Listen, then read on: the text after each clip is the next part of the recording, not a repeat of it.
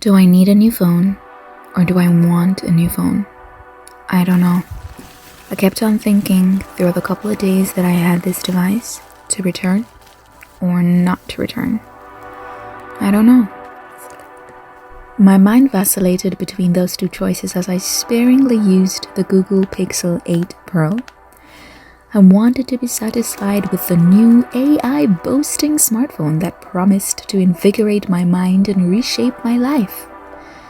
I wanted to accept the fate that I was convinced I'd have once my fingers finally slid across the bay-colored matte black glass that housed the Tensor G3 chipset. I wanted to believe it and embrace it, but I couldn't. With every waking moment, I felt my relationship becoming estranged with the device. Less and less I chose to operate the phone. I would stare, feeling the glee I experienced during the hunt, now fading into a shadow distorted by the guilt of unsatisfaction. Yes, the camera was great, but I could only use the editing features with a Google subscription. Yes, the display was neat, but as a former Samsung user, customization options were pretty bleak. I had the phone. Now what? I'm not pursuing film school, nor do I wish to take up photography. I already have a chest of barely mastered skills and hobbies I am yet to be consistent with. The realization that something I needed was just an overhyped want dwindled my belief in my own intuition. To keep the phone is to rearrange my mind and quell reason. Just be happy with my decision, I said. You now have a premium device. This meant the wisdom that has blessed me so far would become a haunting stain on my well-ornamented ego. So, I returned it. And though I will eventually purchase a new device, the decision to return a flagship grounded me. I started to appreciate the haves instead of lusting after the have-nots.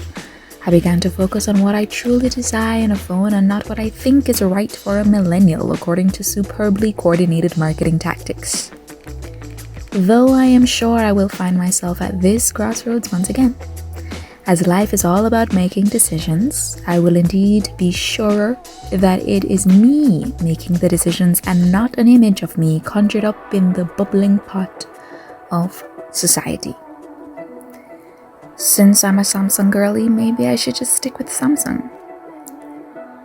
But choose a less premium device since I'm not a MKBHD, if that's how his name or channel's name is pronounced. I'm not a film major. I'm not an Instagram girly. None of those things. I just want a device with good battery, an okay camera, so I don't have to go crazy with unfocusing shots and so on. And be happy with what I have and not disobey the final commandment, which is not to covet, not to lust after the things that my neighbor has. And that's hard to do in the world that we live in today. But I pray to be blessed one day with such an amazing gift, to be content.